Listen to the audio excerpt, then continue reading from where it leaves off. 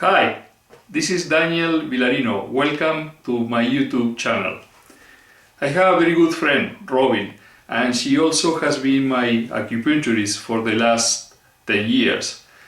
She has worked miracles with those scary but magical needles, and I suffer from back pain, and I cannot express with words the gratitude I have for her for the relief she has provided all this time.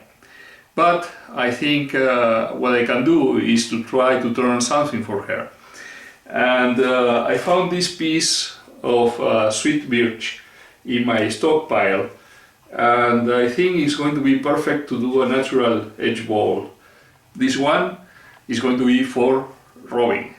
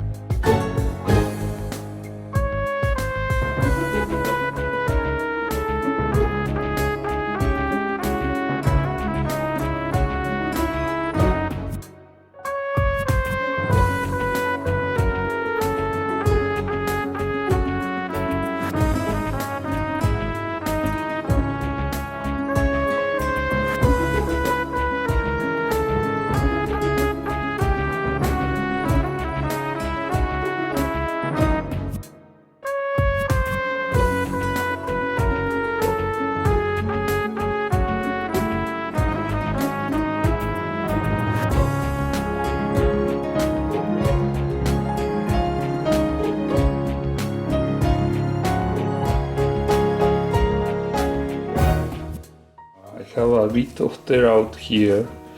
I'm going to sharpen the gouge and try to remove it with very light passes. Also, you may see here that I have applied CA glue to the bark. The shape is almost finished there, so right now I am going to just do a light pass to remove that stain from the glue, and that should be it.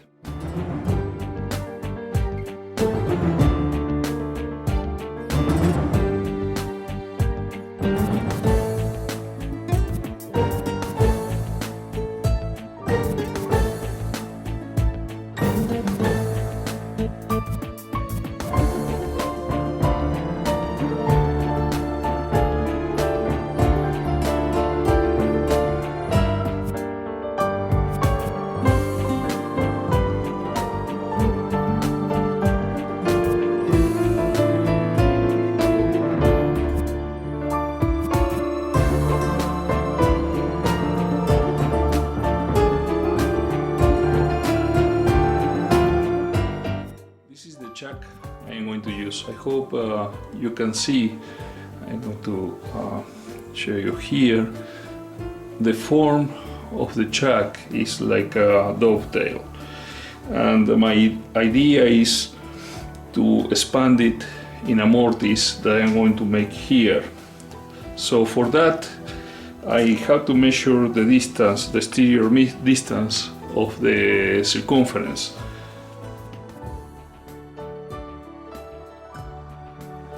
Now, when you are going to expand or close the chuck to hold either a mortise or a tenon, what you want is to be as close as possible to the circumference of the chuck, either the inside one or the exterior one, depending on the case. The inside one if you are going to hold a tenon, the exterior one if you are going to hold a mortise.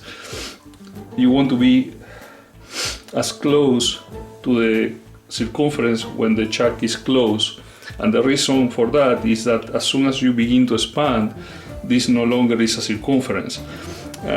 While it is like that, you make contact with most of the teeth in each of the sides.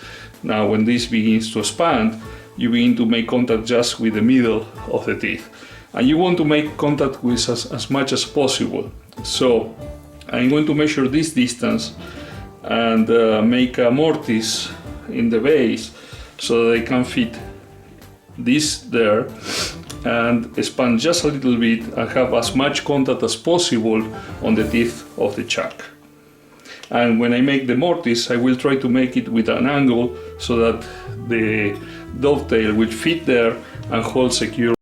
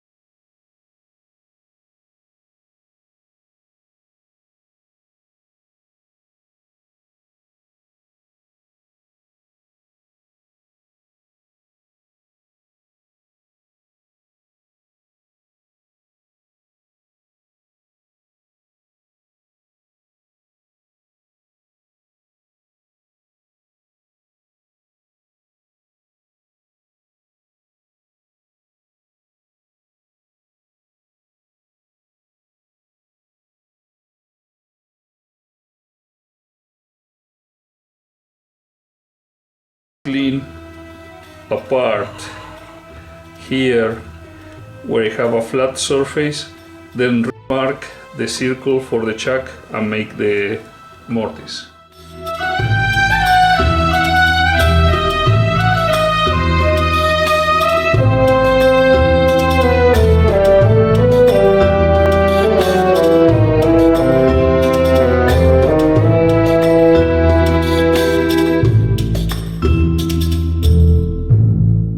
Hopefully you can see the circle inside. that marks the diameter that I want for my mortise. So now I will work with the parting tool to make the angle of the mortise and clean this space so that I can turn it again and work the base.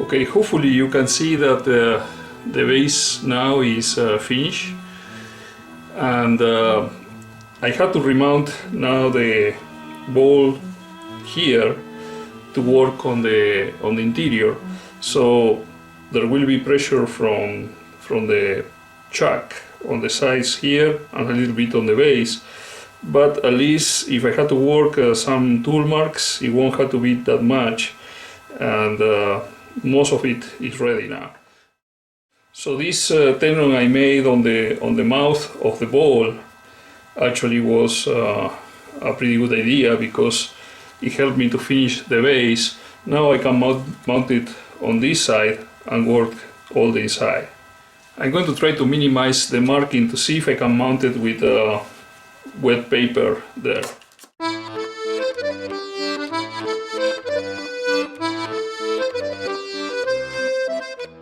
To facilitate the hollowing, I'm going to make a perforation in the middle, and I am going to go,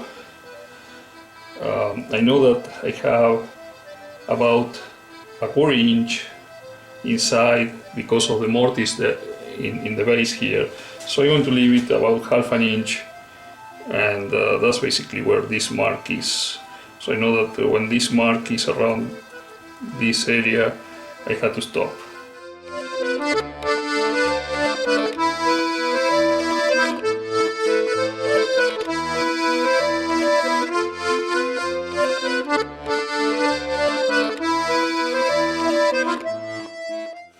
I'm going to do some hollowing using the Easy Good tool, and then when I have it more or less to the place where I want, I think this is going to be a nice opportunity to try my new tool, the HK58A Hollowing King. The shape of the bowl is like a OG, so it's going to be nice to see if I can follow it with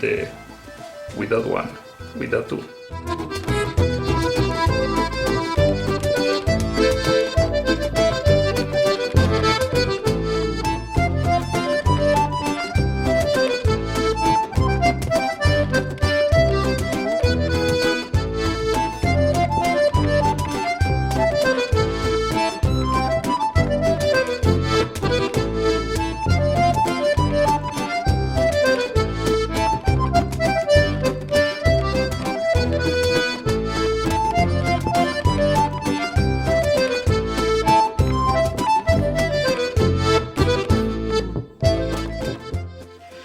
Okay, I'm going to use the Hollowing King, and what I did is I released this screw here to move this bar that has the spring, to leave this space between the point of the spring and the cutter.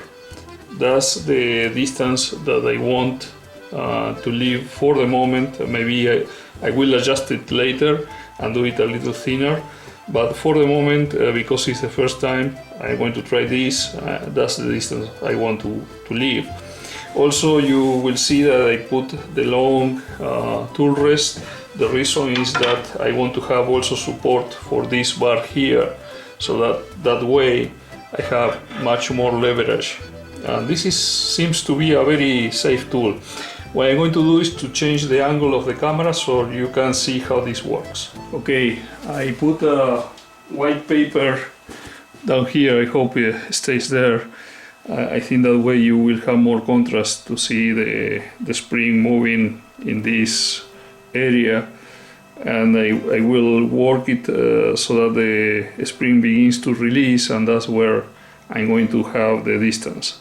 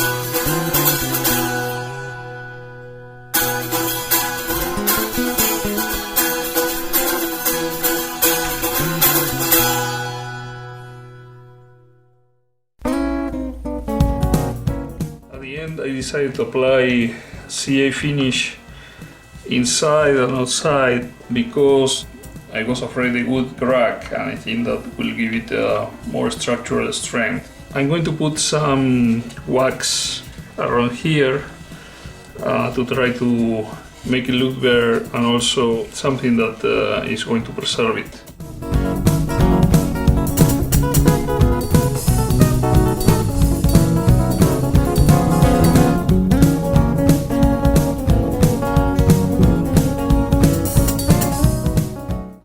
I just finished the ball. It's a natural edge, sweet birch ball. The finish is CA glue. Let me show you. Except for the base, which I just finished it with friction polish because that's where the chuck was holding the piece. And the bark, which I use wax to feed it and make it look nicer. I am really satisfied with the hollow inking tool. It has been really helpful in making all the walls the same thickness. It's a pity that Paul Crabtree is closing his business. I'm just happy that I got the tool, has a prize for the ornament challenge, and maybe I will try to get some more scrapers before he closes definitely. I am really satisfied with the result, and Robin, I hope you enjoy it. This one is for you. So until the next one, cheers!